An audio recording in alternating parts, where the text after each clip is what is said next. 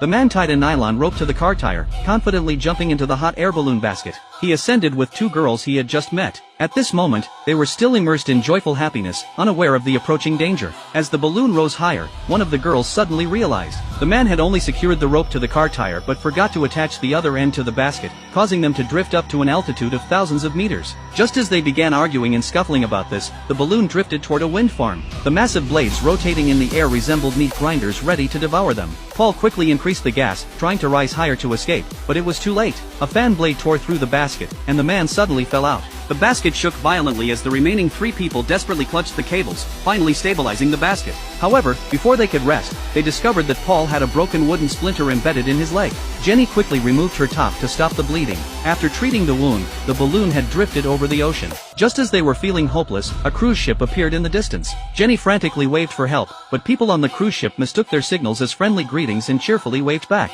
Paul anxiously stood up, but accidentally fell into the sea. Jenny tried to use a rope to save Paul, but it wasn't long enough, so she secured a safety line and prepared to jump down to rescue him. However, just as she was sliding toward the sea surface, she suddenly hesitated. In the end, the frightened Jenny could only watch as the man sank into the depths. She felt heartbroken, but forced herself to remain calm. She took a banner, cut her poem, and wrote SOS in blood to signal for help. However, by this time the cruise ship had sailed far away. Worse yet, the balloon's gas was nearly depleted, causing it to descend rapidly. To ignite the burner, Jenny tried using a champagne bottle to focus sunlight, but failed. As they were about to crash into the sea, she suddenly had a better idea. She immediately found a condom and vodka, creating a makeshift magnifying glass. Under the sunlight, she successfully ignited some paper money. She quickly restarted the gas valve, and the balloon began to slowly rise. Unfortunately, the remaining fuel would only last half an hour. If they weren't rescued within half an hour, they would still plunge into the sea. They dismantled some thin wires, attempting to modify their phone antenna to call for help, but the signal disconnected due to the phone's battery dying just as they connected.